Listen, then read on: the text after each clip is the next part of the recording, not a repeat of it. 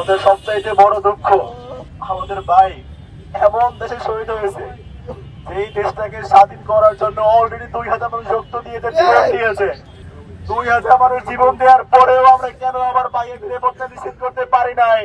2000 মানুষ জীবন দেওয়ার পরেও কেন স্বাধীন দেশে একটা মানুষকে জুলাই যোদ্ধাকে গুলি খেয়ে মরতে হয়? আমাদের কলিজা ছিঁড়ে যাচ্ছে। হাদি ভাই যখন থেকে লাইভে থ্রেট পাচ্ছিল উনি বারবার জানিয়েছেন আমাকে থ্রেট দেওয়া হচ্ছে, কিন্তু এই ব্যর্থ রাষ্ট্র এই সুশীল ইন্টারিম কোন ব্যবস্থা নেয় নাই। আপনারা দেখেছেন হাদি ভাই বারবার ফেসবুকে পোস্ট করতেন, বক্তব্যের মধ্যে বলতেন, সংবাদ সম্মেলন করে বলতেন তাকে যারা যারা থ্রেট দিচ্ছে সবকিছু প্রকাশ করেছেন, তারপরেও কোনো ব্যবস্থা নেয় নাই।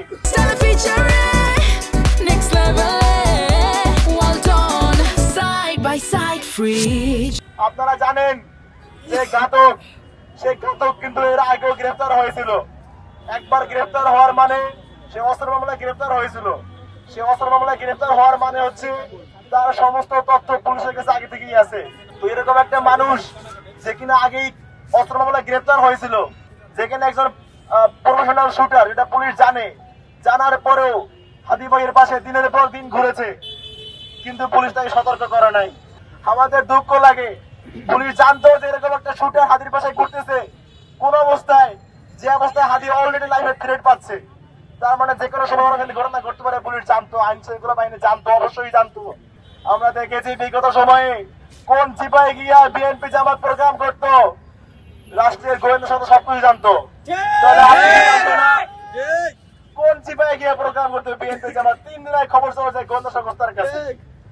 তাহলে তারা কি জানতো না এই গোয়েন্দা সংস্থা? যদি না জানে তাহলে বেতন দিয়ে গোয়েন্দা পয়সা আমাদের লাভ কি? জানার পরেও আমাদেরকে না সহযোগিতা করতে এই গোয়েন্দা লাভ কি আমাদের?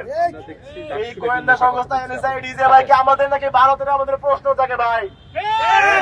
এরা আমাদের খায়, আমাদের ট্যাক্সের টাকায় চলে, কিন্তু এজেন্টরা সার্ভ করে ভারতের।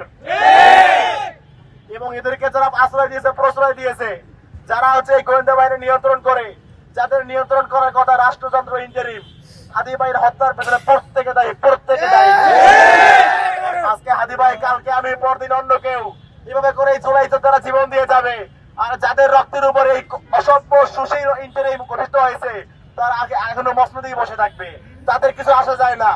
আপনারা জানেন আমরা ডাকসুর পক্ষ থেকে যে আমাদের স্বরাষ্ট্র উপদেষ্টা জাহাঙ্গীর আলম তার কাছে গিয়েছিলাম, তাকে আমরা গিয়েছি, ভাই আপনি কি জানেন আমাদের লাইফের থ্রেট আছে, আমাদের সবাইকে হুমকি দেওয়া হয়। সে বলেছে নিরাপত্তা, যার যার নিরাপত্তা তার কাছে। চিন্তা করতে পারেন, সে সরকারের বেতন খেয়ে সে সবসময় পুলিশের প্রোটোকলে থাকে, তার তো নিরাপত্তা নেই, চিন্তা নাই। কিন্তু আমরা তো মাটির মানুষ, আমাদেরকে মানুষের চাইতে হয়, কথা বলতে, আমাদের সময় চলতে হয়, আমাদের নিরাপত্তা দায়িত্ব কে নিবে? আজকে আমরা শপথ নিব, আমাদের ভাই যেই কারণে জীবন দিয়েছে সেই উদ্দেশ্যে বাস্তবায়ন আমরাই করবো ইনশাআল্লাহ। আমাদের ভাইয়ের রেখে দেওয়া অসত্য কাজ সমাপ্ত করার দায়িত্ব আমাদের। আমাদের ভাই যে ভারতীয় আধিপত্যবাদের বিরুদ্ধে লড়াই করেছে, সেই লড়াই আজ থেকে বাংলাদেশের 20 কোটি মানুষের। আমাদের ভাই যে সুশীলতার বিরুদ্ধে কথা বলেছে, যে কালচারাল হেজিমনি ছিন্ন করার কথা বলেছে, হাদি ভাইয়ের অসমাপ্ত কাজ আমরা সমাপ্ত করবো ইনশাআল্লাহ। সেই কাজ আমাদের সমাপ্ত করতে হবে। এবং একই সাথে হাদি ভাই যে বাংলাদেশ গড়ার স্বপ্ন দেখতেন, সেই স্বপ্ন আমাদের হাত দিয়ে বাস্তবায়ন করতে হবে। আজকে এক হাদি রক্ত দিয়ে প্রমাণ করে গিয়েছে হাদিরা মরে যায় না, এক হাদির রক্ত থেকে লক্ষ হাদি জন্মায়। আমরা কি হাদি হতে পারবো? আজকে হাদি ভাইয়ের শাহাদাত দিনে আমরা খবর নিব, আমরা সবাই হাদি হব, যুগে যুগে লড়ে যাব।